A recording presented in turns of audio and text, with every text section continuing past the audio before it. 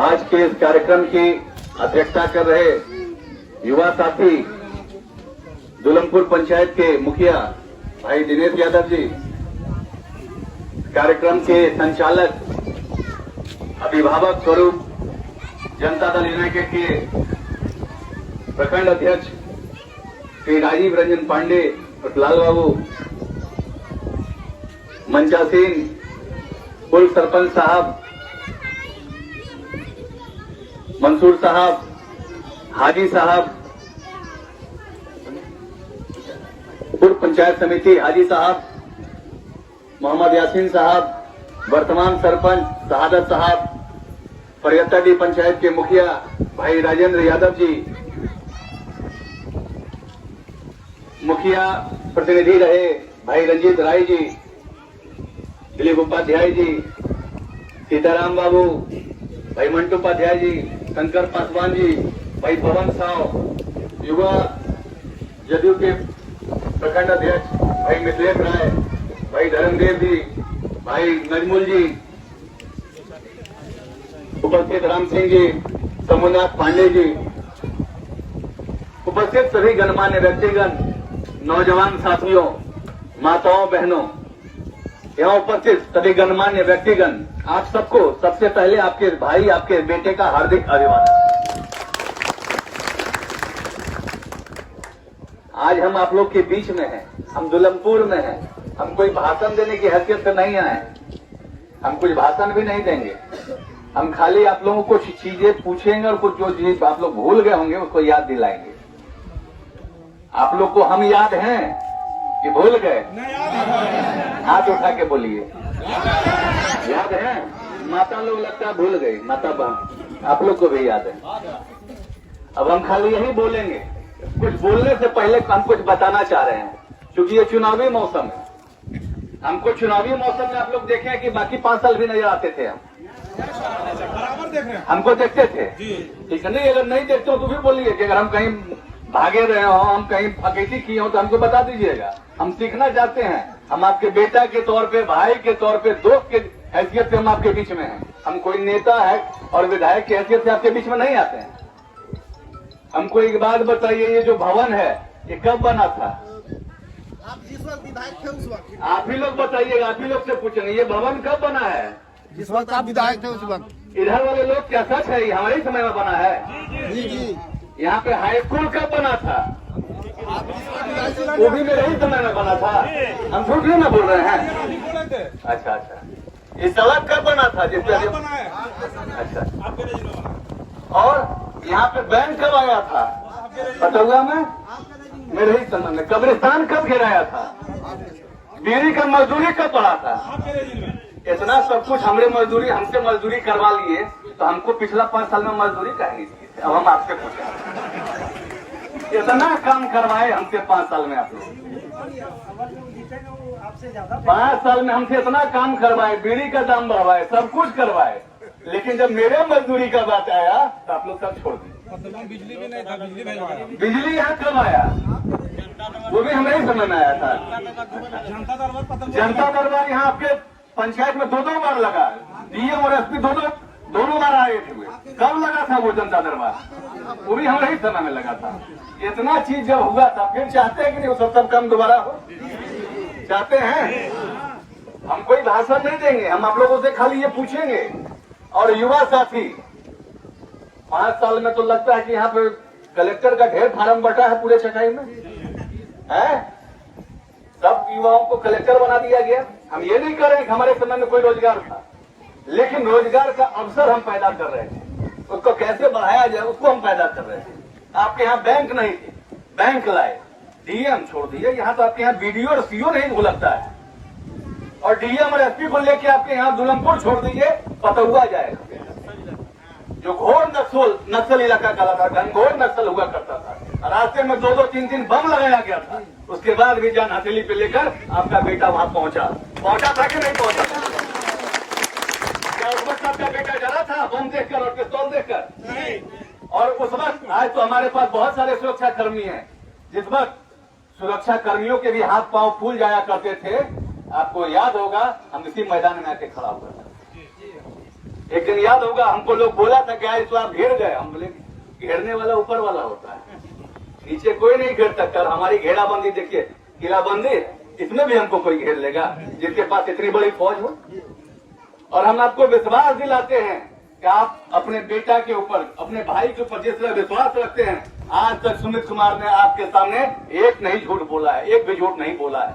और आज भी उनमें से हम आप लोगों से कहना चाहते हैं कि कोई एक भी आदमी आए उठकर बताए कि अगर हमने आपके सामने एक भी झूठ बोला है और साबित कर दो आज के आज, अभी के अभी मैं आजीवन राजनीति से संन्यास ले लूंगा।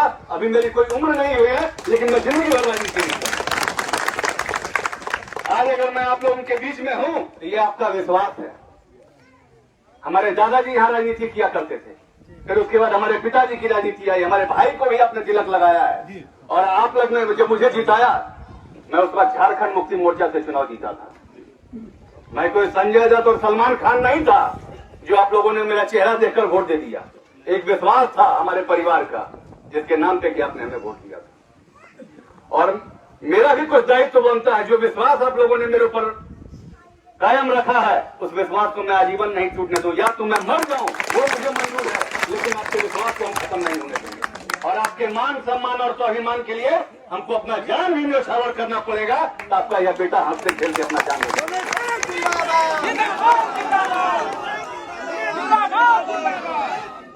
आप लोगों का प्यार है जो हमको खींच के लाता है। 5 साल हम आपके बीच में विधायक नहीं रहे, लेकिन हमको कभी महसूस नहीं हुआ कि हम विधायक नहीं। ये आप लोगों का प्यार था। 5 साल हम आपका प्रतिनिधित्व नहीं करते, लेकिन जब जब आपने जहां जहां बुलाया है, हम आपके साथ कंधा से कंधा मिलाकर चले। चुनाव पिछली बार जब आया था, खास करके मुस्लिम वर्ग के लोगों को हम बताते हैं, अल्पसंख्यक साथियों को, उनको बरगलाया गया, उनको बरगलाया गया।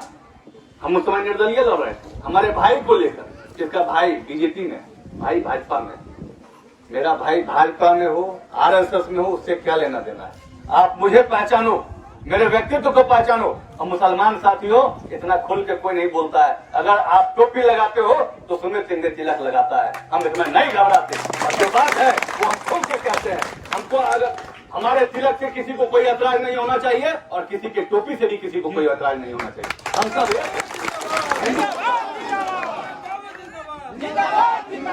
आज जो हिंदू और मुसलमान की बात करते हैं, हमारा युवा साथी पीछे सलाउद्दीन खड़ा है, सलैया गांव का है।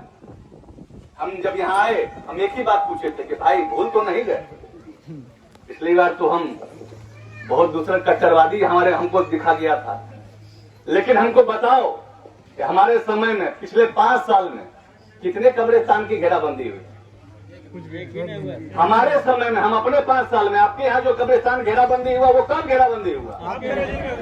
वो भी हमारे ही टाइम में हुआ था। तो याद दिलाते रहिएगा हम क्या कहेंगे। वो 2 कब्रिस्तान हमारे समय घेराबंदी। इस 5 साल में कितना कब्रिस्तान घेराबंदी हुआ? आपके पंचायत छोड़ दिए, प्रखंड में है पता किसी को? हमारे समय में 5 साल में हम लोग नहीं भी तो 7 दर्जन से ऊपर कब्रिस्तान की घेराबंदी करवाए थे 109 चटाई में। आज पूरे 5 साल में 5 वो कब्रिस्तान की घेराबंदी नहीं हो पाई। कारण क्या?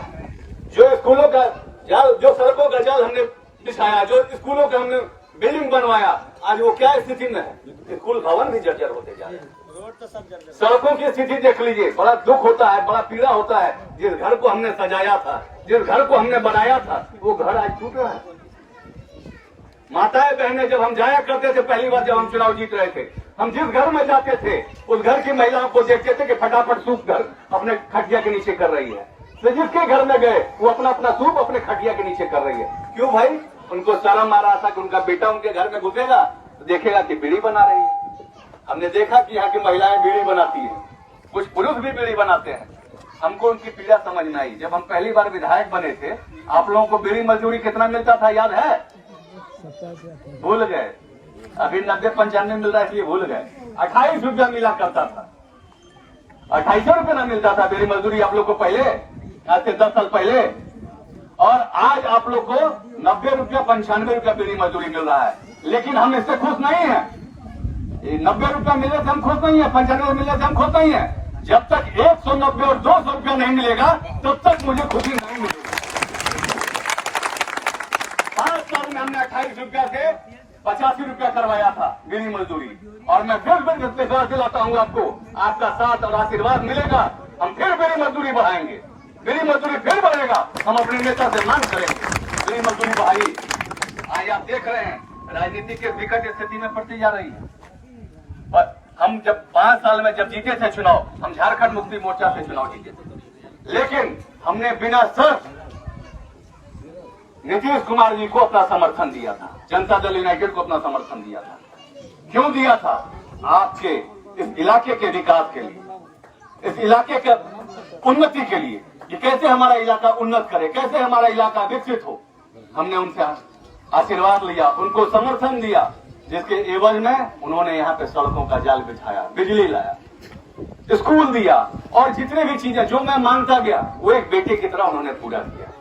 आज चुनाव है, अभी मौसम भी आप देख रहे हैं, सावन के बाद भादो आ गया है, तो सावन भादो में एक नया जानवर देखते हैं, घरे घर जन्म जाता है, क्या बोलते हैं उसको? बैंग, बरसाती बैंग। चुनाव आ गया, चुनाव में भी ढेर बरसाती बैंग आने वाले हैं। हम देखा अभी 1-2 दिन फेसबुक पर इस पे कई चुनावी बैंग आने वाले हैं, यहाँ भी बैंग आया होगा, और वो बैंग जब इस बार आए ना, तो बैंग को इस बार आप लोग कुछ मत कीजिए, उसको बिठाइए और उनसे हिसाब मांगिए कि भैया 5 साल कहाँ रहते हो तुम, 5 साल तुम लोग जन्मते काहे नहीं हो, एक बार ही कैसे जन्म जाते हो, उन बैंगों से जरूर पूछिएगा आप लोग।